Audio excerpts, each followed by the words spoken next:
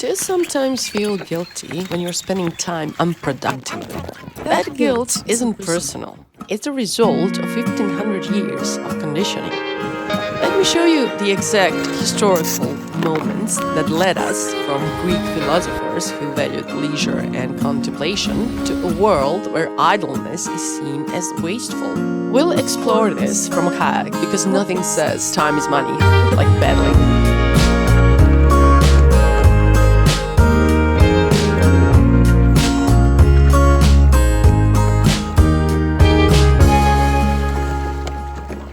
In ancient Greece and Rome, leisure was considered the foundation of a good life. Work was necessary, yes, but something you did only to afford the time for philosophy, art, and being human. This was a privileged perspective, but the philosophical foundation was clear. Perfect happiness is that activity which most fully exercises the virtue of our best part. Our best part is intellect, and its most virtuous exercise is contemplation. And leisure is the first principle of all action.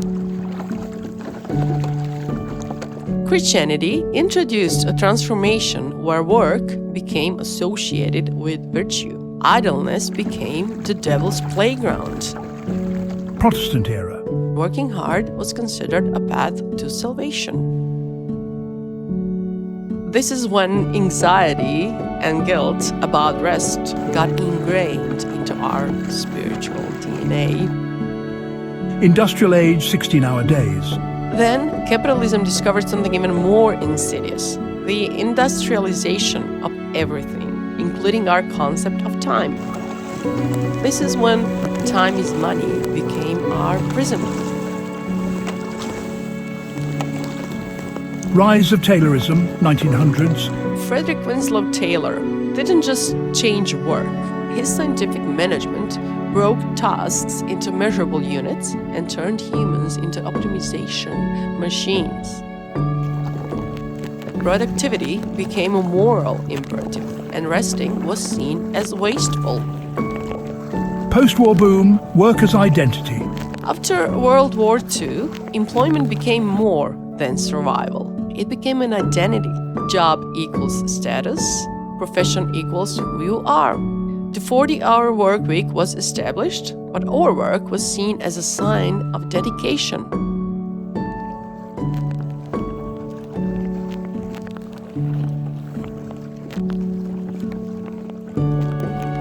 The hustle era, rise of the entrepreneurial self.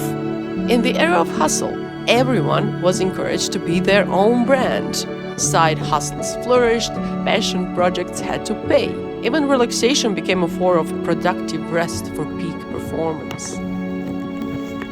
And now we're living in fascinating contradiction. We recognize the toxicity of hustle culture, yet we still feel like we are wasting our lives because conditioning tied our sense of worth to our productivity. So we keep working beyond necessity. Here's the thing, this was just information. Transformation happens when you catch conditioning in the act on yourself and interrupt the habitual cycle. Here are 2 practices for this week. First one, do nothing and observe for humanity's sake. Just sit or lie down, stare at your ceiling, the sky, or whatever catches your attention. If your mind tells you you should be doing something, pause and watch collective thought patterns. Watch them as you would watch a cloud drift across the sky.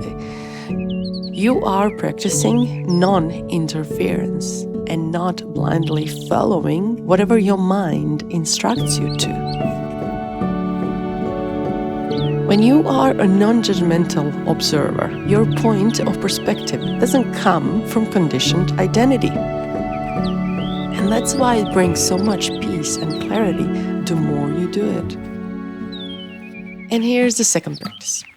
Recall some simple activity you've been drawn to or curious about, but kept postponing because your mind said there's no time. There is enough time. We've just been trained to feel like we never deserve it. If you still feel cold to that activity, please do it, knowing that you're not only reclaiming your right to have some fun and freedom, but you're helping break the conditioning for all of us. I do have to say that doing something useless and joyful without observing conditioned thoughts may produce even more anxiety and internal tug-of-war. So please don't skip the act of observation, as it has more power than any intellectual insight, information, or activity. See you next time on The Kayak, where we'll explore how our definition of purpose has been hijacked.